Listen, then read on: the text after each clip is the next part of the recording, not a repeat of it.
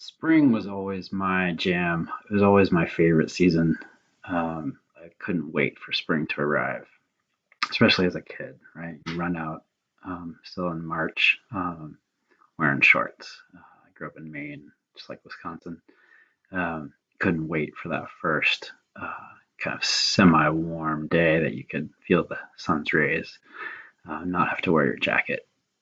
But this year there seems to be a bit of an emotional cloud over the season. I kind of long for the happy cold days of winter, um, and yet when I see the evening hours extended into the onto the dinner table, and we go outside longer into the yard, and the sun's rays are longer and deeper, I'm reminded that it's the light of spring that is what makes it so special, and that's for sure alive and well. So this lesson tonight is about taken from Matthew Frederick's 101 Things I Learned in Architecture School, and it builds on this idea of shade and says the value drawings rendered in shade and shadow tend to convey emotions better than line drawings. And it's that quality of light in the shadow and the shade of a space that gives a place its feeling and emotion. And when I think about the importance of light to a designer, I go to Christopher Alexander's pattern language. And pattern 128 is about indoor sunlight.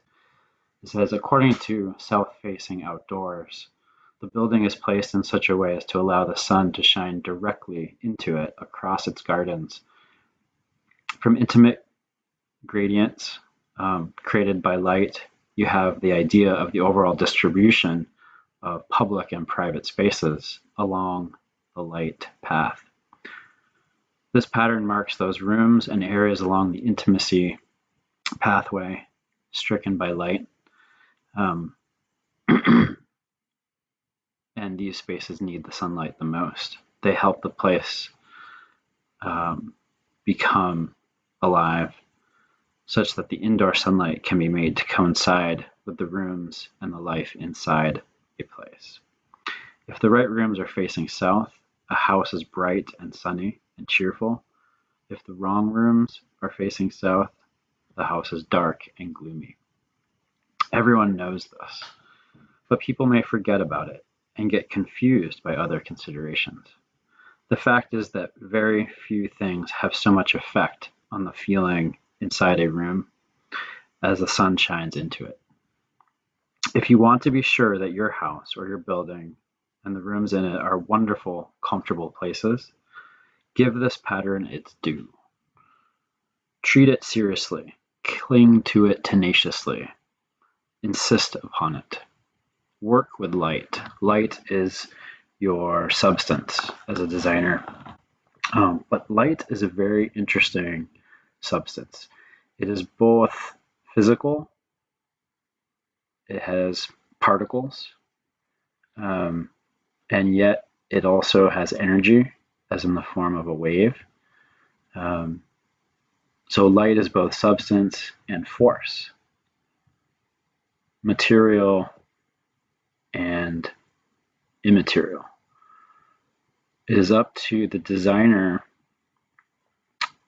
to diffract the light, be it a wave or particles, with materials through glass, different surfaces. And it's this diffraction, the act of putting materials in front of the energy, arranging rooms, arranging buildings, arranging landscapes with the light, that give the designer their true craft in working with the substance.